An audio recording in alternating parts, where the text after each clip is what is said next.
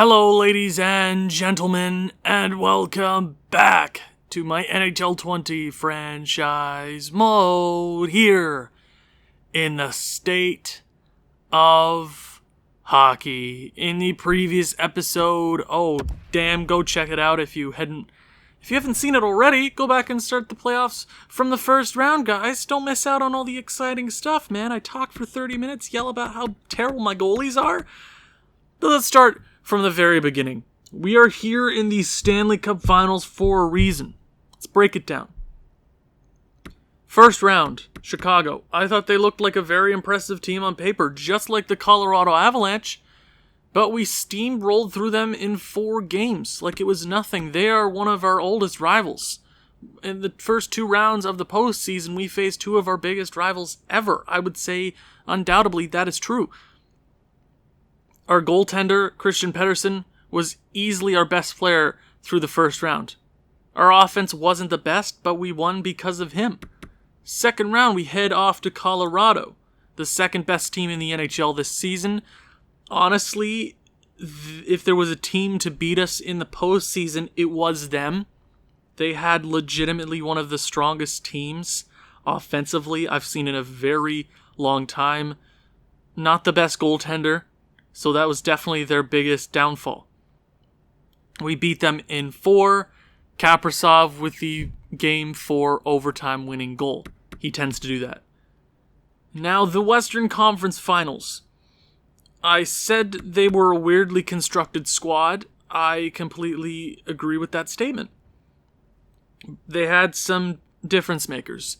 Their defensive core was really good. They had 2 really young, up-and-coming defensemen, 83 overall, medium elite guys that are going to be their future.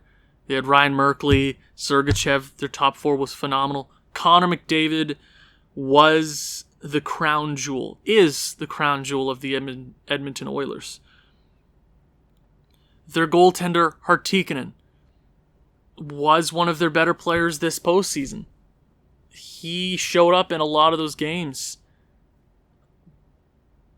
And for the first 4 games, we didn't feel very confident. We go down 2-0 against them, head into Edmonton, we'll try to get both away from home. 4-2 victory, looking a little bit more confident. We hit the best lines. Game number 4, they obliterate us 4-0. And right there, something in my mind said, this is it. This is it. Just like a few years ago when we reverse swept Colorado and the LA Kings, I thought, this is it. There's no wave the white flag. They're beating us in every category. We just have to believe in this team, even though I really didn't up in this series, even though history has showed us before that we can come back.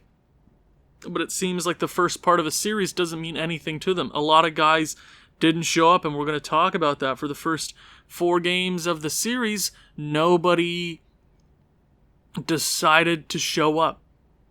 There was only a few guys. Bobbylev was really good. A few other guys. Pettersson was by far our biggest weakness. Maybe. I mean, he did have a shutout right there after getting shut out. So he had some strong games here and there. But he was definitely weaker in that series. Now, after Game 4, this team turned itself on. We got everything done here and there. We beat them out directly by goals. They only scored 5 goals in the next 3 games after we got shut out. That was a big part of the reason why we beat them. Goals were on our side, and we beat them in game number 7 to advance to the Stanley Cup Finals. So we've swept. We've almost reverse swept. A 3-1 series deficit. We beat them. And today we are going up against the 47-31-4 Tampa Bay Lightning. If I'm not mistaken, we have fought them in the finals before. I don't know why I didn't check that before this video. I should have, but you can go back and check it yourself. I'm just recording these directly after each other because emotions are high, man. But let's go ahead and check out the stats through the first 15 games. Now, there's a lot of guys I'm going to get really mad at. A lot of guys. One of those guys that I'm not going to get mad at. Well, that series showed the bad parts of everybody on this team. the worst of everybody came out during that series. The 7-game series, being down 3-1, everything was rough going for us. The best player through 15 games, Cale Newman, has been pretty damn solid. I'll give it to him. He was kind of stagnant during that round, though. Yeah, a lot of people were. But he's leading this team in points for a reason. Anthony Francis, now, he was really quiet. First round, no points through 4 games. Okay, maybe that's just, it happens. But not to a 99 overall guy. Second round, he's basically a point per game. He's over a point per game, I think. I can't remember. The first few games of that round, nobody showed up. Not a single soul, maybe Bobby Lev. Basically it. That's basically it. But games after that, he put up points, 14 and 15. Not good enough for my liking, especially for a 99 overall player. It's not good enough for me. It's not good enough. He needs to be better. It's a fact. Harrison Hadar. Technically injured, I guess, but he should be fine for these upcoming games, the Stanley Cup Final. He's been one of the most underrated players in this entire postseason, for the entire season. Drafted in the second round, 47th overall. We never expected him to be this good this soon, and he could be winning a Stanley Cup in his rookie season. I want to see that from him. That's the way to cap off a rookie season with a bunch of trophies. Maybe if he steps up in the Stanley Cup Finals, a Conn Smythe could be coming his way. But there's a lot of guys you could say, oh, he's been our MVP, no him, maybe him. Harrison Hadar has definitely put his name in the hat for that. Alexei Petrangelo, the last 3 Stanley Cups we won, he was the man. Legitimately the best player on our squad every postseason during our 3-year run. And then we took a year off against Dallas, got beat in 5. This year he's been kind of quiet. Just like Anthony Francis, I expect them to be dominant. Always. I know that's hard to expect, but how good they are, always, I have to expect that from him. Look at the postseasons. Last year, point per game in 5 games wasn't the best. But years past, he won every Conn Smythe. He was the apex and the pivotal point of every Stanley Cup team. He needs to step up. Every player I just mentioned needs to step it up if we want to win a Stanley Cup. Sergei Gogolev, quiet, scoring goals here and there. 2-game winners, I will give him that. 2-game winners makes him just as important as everybody else. Those 2 goals, nobody else scored them. He scored them. So I'll give him credit where credit is due. -3, though, could be better. Louis Langweeder was definitely better in that series.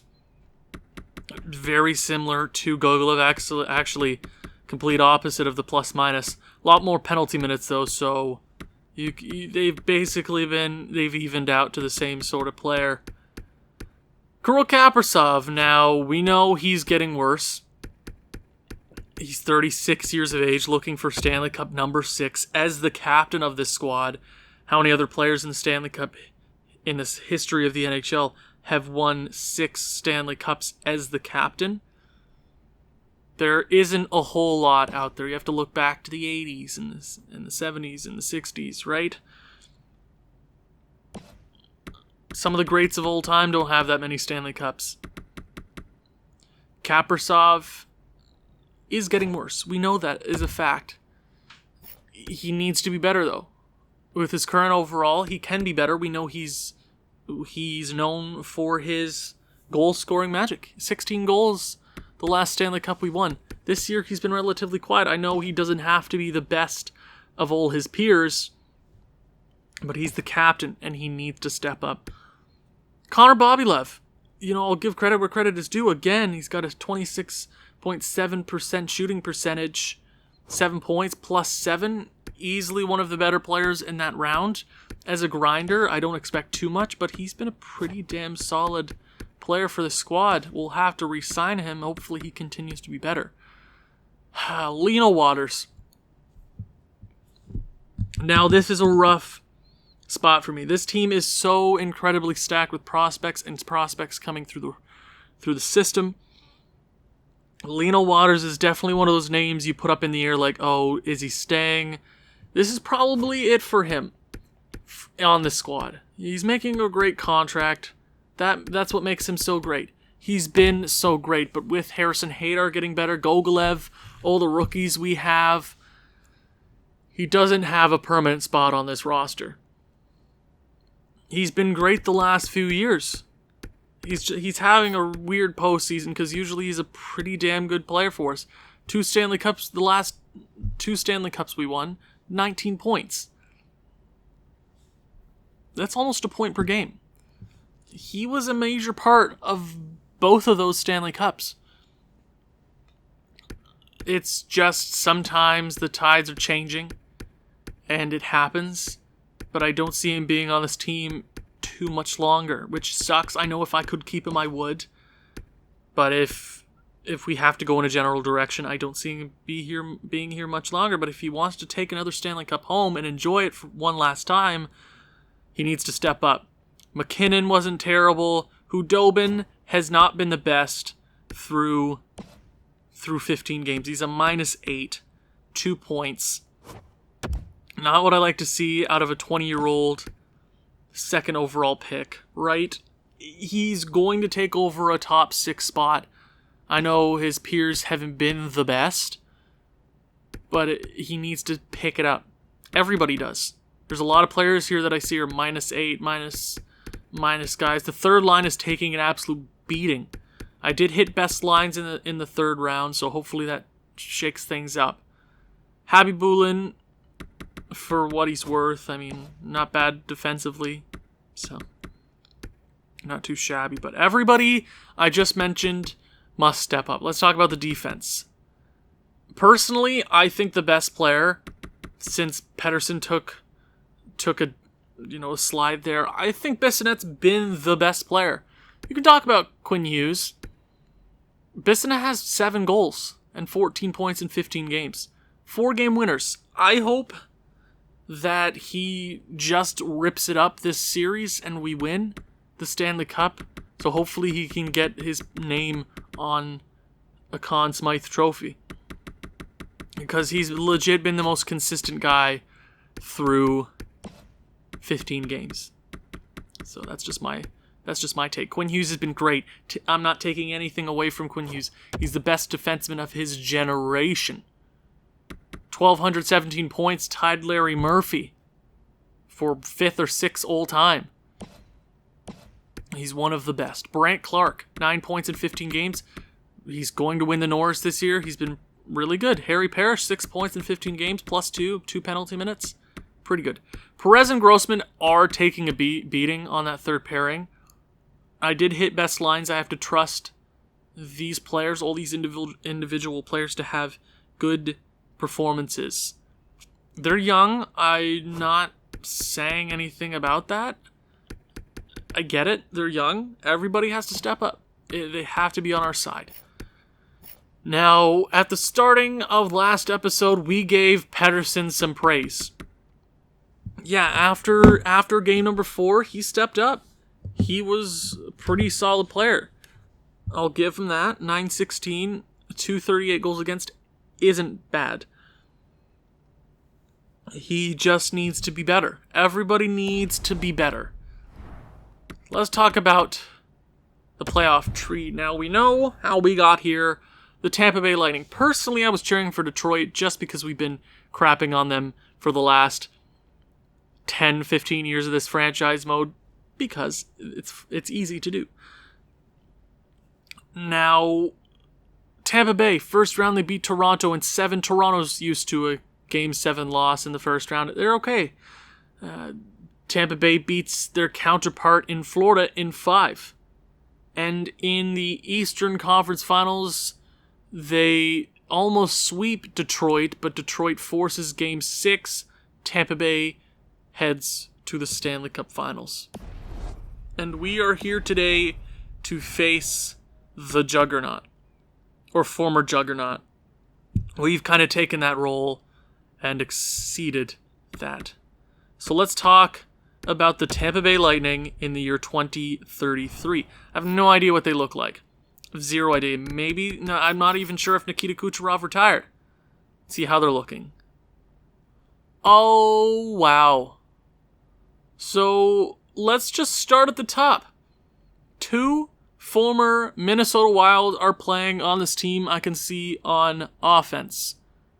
Jack Hughes won 2 Stanley Cups with us, if I'm not mistaken. Came over to this team, was just a beast for us in his 2 seasons with us. We won 2 Stanley Cups. He was good in the postseason. He's good in the he played for us with 3 seasons? Doing 1 Stanley Cup with us. I can't even recall. He was good for us in his career. He heads over to Tampa Bay, 70-point player, what he's kind of been for his entire career. Tampa Bay wasn't the best of teams there, but this year, 85 points in 82 games, 26 goals, one, if not his best season ever. His best season ever. So he's looking for some revenge. He wants to win a Stanley Cup, and I don't blame him. His left-wing partner, Matthew Boldy. Now, you can say we gave up on Matthew Boldy a little early in his career. I would say, well, yeah, but we weren't just giving up on him. We had so much talent that he really didn't have a spot. Kel Newman was coming up. A lot of guys were coming up onto the squad trying to be that next guy, and Matthew Boldy just wasn't it. Obviously, I would like a Matthew Boldy on this team, but we kind of have him on the squad already. We have a Langweeder, and Langweeder has arguably been way more impressive. Wow, Boldy's been really good. You can debate it all you want, but we've won 5 Stanley Cups without him. 85 points this regular season. You have a duo there in Tampa Bay. You also have Maxim Kazhakovic, former 3rd-round pick by the Tampa Bay Lightning in 2019, having himself a decent little career, long-time Tampa Bay Lightning, one of their older players on this squad. It's a really solid third line. They're all 32 years of age. The second line. Now, I'm assuming they have an injury or 2. Hopefully for us, they don't have any, and this is just what their squad looks like. They don't have the strongest center depth. After LaRose, there's nothing super impressive. But let's start there. Garrett LaRose, 25 years of age, former 1st-round pick by the Tampa Bay Lightning. That's not a bad second-line center. Definitely wouldn't put him on the second line, especially with the squad that we have, but if it works for Tampa, it works for them, right? Their left winger on the second line, Steve Mateu. Steve. I'm just going to call him Steve. Great contract for him. Looks to be a solid player. 80-point season, so they definitely have some workhorses, some point producers in this top 6. How was LaRose in the regular season? How was he? 43 points? Definitely not a second-line caliber player, but if it works, it works, especially when you have wingers like DeBrincat and Steve. Alex DeBrincat. Now, we have faced him plenty of times before. Former Chicago Blackhawk, faced him a few times. He's capable of a point per game. Been pretty solid with Tampa Bay. Yeah, their top 6 is amazing. I'm assuming they have an injury or 2 because LaRose seems to be the guy out of place there, but everybody is just dominating for them. Third line, Jake Leschyshyn. Leschyshyn. There's too many letters. It looks like you took your hand and smacked it on a keyboard and went, that's it. Let's give him a first name, Jake. No offense. Where is he from? He's Canadian, obviously. Oh, of course. Their left winger there, Dmytro Timashov. That's a really good third line left winger. Would, if any other team, he'd probably be higher than that, but definitely anchoring down that third line. Then you got Maxim Tartuk. Nope. I'll just call him Maxim. You have 2 Maxim. Damn it. Okay, fourth line. Dylan Pettersson, who I believe that was a subscriber created player, if I'm not mistaken. Jan Kickhart, and then you got Igor Nichushkin. Not a bad fourth line guy. Relatively young, 25 years of age. It's not a bad fourth line. Looks like it's pretty solid there. Definitely a weird squad there. They definitely have some point producers, so that's what Tampa Bay is really known for, right? Gone are the days of Steven Stamkos and Nikita Kucherov. Here are the days of Jack Hughes and Matthew Boldy. What does their defense look like? Okay. Carson Lambos.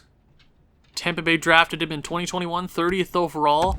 So they actually probably were in the Stanley Cup Finals a few times in this franchise mode. 35 points of the regular season. It's hard to look at defensemen and be like, where are the points? But he looks to be their lockdown guy. Then they got Yuri Tutin, who's 22. Low franchise guy. Second overall pick in 2029. That is an interesting player to have. Definitely their future there, so they got lucky. And then they got Rocky Lee. What a name. What a stud. Are you kidding me? What a freaking name. You got Connor Timmins, Lawrence Pilut, and then Preston Buzz. That's a really good defensive core.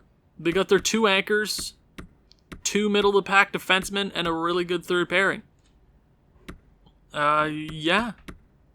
I mean, that's not a bad defensive core. I get why they're here, but it always comes down to goaltending.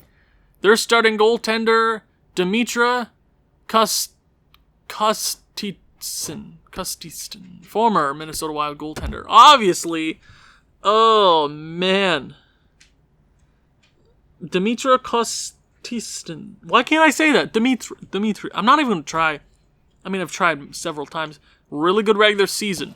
Putting up the wins here and there has really become Tampa Bay's full-time goaltender. Their backup is Dwayne Pendlew. For the love of God, Tampa Bay. Pick some normal names. They're scratch players. They got Kirill Maximov, who is a former Edmonton Oiler. Amiri Trajanovic. And then they got Dylan Hunt. Oh, no! Oh, god damn. No. I knew it. They were missing something there on the second line. Dylan Hunt is 100% that guy. 106 points in the regular season. Oh, that makes things so much worse. I knew it. Things were not going to be this simple. But the Stanley Cup Finals are upon us. We've slept. We've come back from 3-1. Is momentum on our side? Tampa Bay is kind of the run-and-gun team in the East. They kind of just made it here. Somehow, I get it. Their top six is phenomenal. But ours is even better. Game number 1. Home ice. Here we freaking go. Stanley Cup number 6 could potentially be coming to us here in the finals. First period. 2-0. Kirill Kaprizov and Alexei Pietrangelo, two guys that I definitely shamed through the first, or through that Western Conference Finals. They stepped up, 2 big goals. Second period.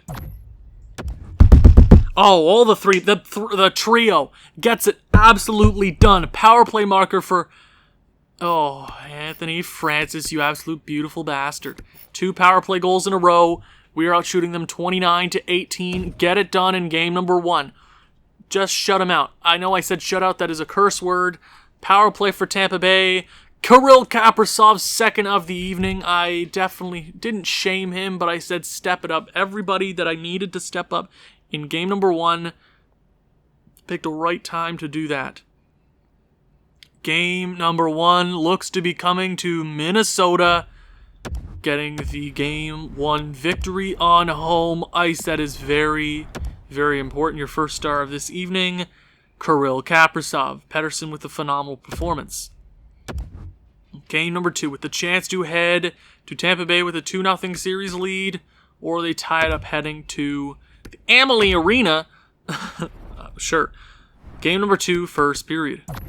2-0 again. Minnesota with a strong first period. Langleiter and Lionel Waters having his last hurrah here in Minnesota, potentially. 2-0 Minnesota, outshooting them 18-4. Wow. My God. Second period. 3-0 yet again, Minnesota. Brandt Clark from the blue line. Actually, it wasn't from the blue line, but he's from the blue line, actually right in front of the net. Shots are 30-13, doubling them in the shot category. 3-0 Minnesota in the third period yet again. They chance to walk into the Amalie Arena with a 2-0 series lead. Come on, Minnesota. Timmins breaks the shutout for Pettersson. Almost 2 games in a row with a shutout. Good for him. Strong performance. I'll give him that. But it looks like we will walk away with the Game 2 victory on home ice. This is where the fun begins. Your first star of this evening, sorry, I combined a bunch of names there. Langweeder. Louis Langweeder. My God. Okay. 2 strong performances in a row. 7 goals combined to their 1 for the first 2 games. We head to their home ice. I'm sure the fans are getting amped.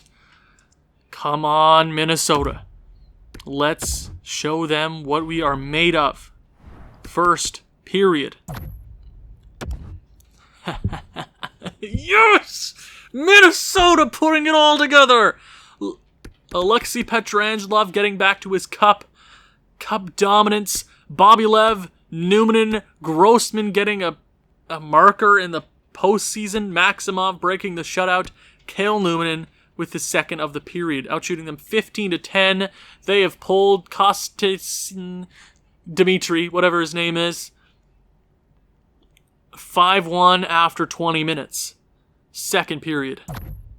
Oh my God. Langweeder, is that the Hattie? Langweeder? No, that's not the Hattie. 2 goals. There's 2 hat-trick watches through this game so far. 8-1. Shots are 28-17. You don't even need to play this period. Don't even put the goalie in the net. It's 8-1. You've made them mad, which I don't necessarily like because you know how EA works. They'll probably let them reverse sweep us. Anthony Francis with a power play goal. It's 9-1 in game number 3.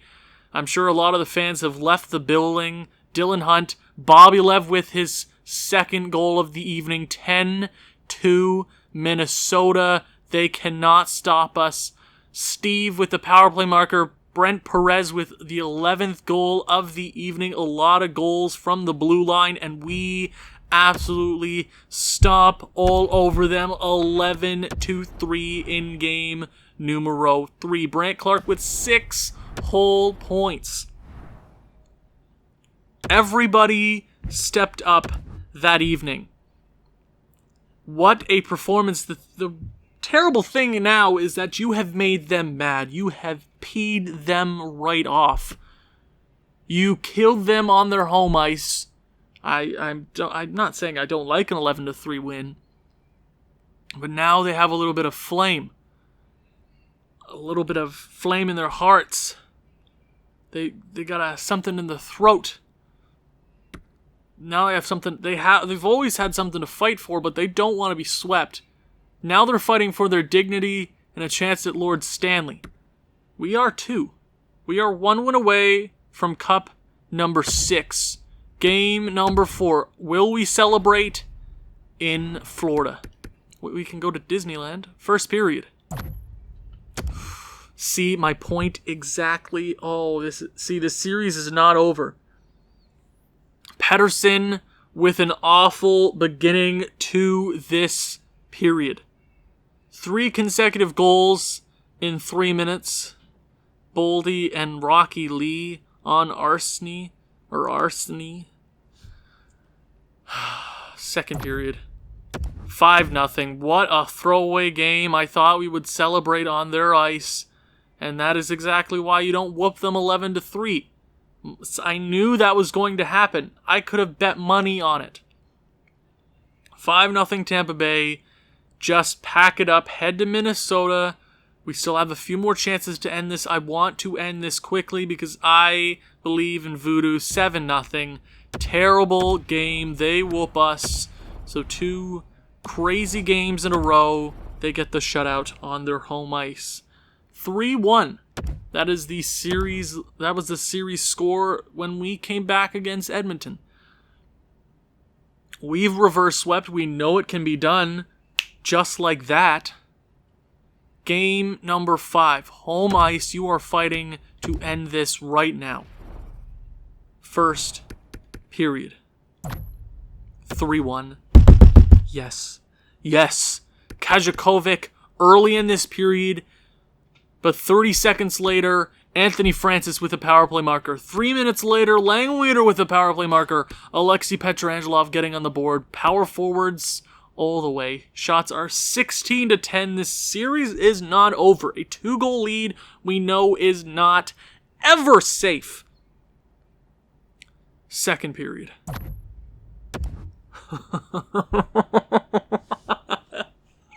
It's happening! Oh my god! I can't believe it! I thought this game would be closer! Gogolev, Langweeder, McKinnon, Newman, Kaprasov, and Petrangelov. Third period underway. It's 9-1 Minnesota. Dylan Hunt with a goal. It doesn't matter. This is our game now. This is our Stanley Cup. Minnesota, Dylan Hunt, it doesn't matter what you do. You don't have enough time to tie this game. 10th goal of the evening for the Minnesota Wild, and Sorry, I actually cut myself off trying to concentrate on making sure we were able to see this Stanley Cup celebration now. I didn't expect a finals like this. 11-3 win on their home ice. They come back with a 7-0 win. And it is currently 10-3 in game number 5. This has been our series. Edmonton was definitely a challenge. Most challenging series of the Stanley Cup playoffs, but that gave us enough hope and adversity. 11-3. 11-3 Minnesota. The exact same score as game number 3. His 4th goal this evening. I didn't even realize that. This is a historic performance. This has to be some of the most amount of goals in the Stanley Cup Finals ever. Ever. 2 11-3 games. 2 and 1 7-0 game. When in the first 2 games we had 7 goals, they had 1, and now they put their starting goaltender back in the net. It doesn't. Why would you even do that? That's so disrespectful, Tampa Bay. Just let it end. You're trying to avoid inevitable, but sorry, you're not scoring 8 goals. Or how many? Yeah, 8 goals to tie this game in the next 12 seconds. Minnesota, you are champions yet again. This one feels so sweet. Congratulations, your 2033 Stanley Cup champions, the Minnesota Wild. Just enjoy the hell out of this one. Things are changing. For the better, I think. You know, we've been the 60-win team for the last 10, 15 years. Something like that. It's been incredible. It's been an incredible run. Obviously, we haven't won 60 wins every season. But we have been the perennial President's Trophy winners. We are the team to beat, and until the tides change, we are the team to beat. Dallas whooped us last year. That kind of settled us down. After 3 cups in a row, we get back on top of the mountain this year, face adversity in the Western Conference Finals. They were our biggest challenge. Tampa Bay, it seems like we didn't play. It seems like we played without goaltenders at some points. You know, with all the young guys coming up in the squad, you're going to see faces gone. But for right now, the faces that you see are the champions of the hockey world. And that is an absolute fact. Your Conn Smythe winner, Brandt Clarke. Are you kidding me? Brandt Clarke with a Conn Smythe? He's gonna win a Norris, and this is his season. I would have never have guessed him winning. How far back he was in points, he sure as hell showed up. And for the 6th time in his career, the captain of the Minnesota Wild, will be hoisting the Stanley Cup. 6 times. A Russian. Sometimes, yeah, xenophobia is a real thing. But he shows the hockey world who the damn man is. He leads this team even though he's 36 years old. He gets it done. He was a leader through and through. He will be passing the cup to number 25. Actually, I have no idea who that is. McKinnon, maybe? I was right. Wow, look at me go. Wow, I know my players. Yeah, there's not much more to be said about this squad. We win games all day long. Harry Parrish taking the Stanley Cup, definitely one of our younger defensemen going forward, and one of our best defensemen going forward. This team is going to change, but for right now, we're the champions. Nothing changes that.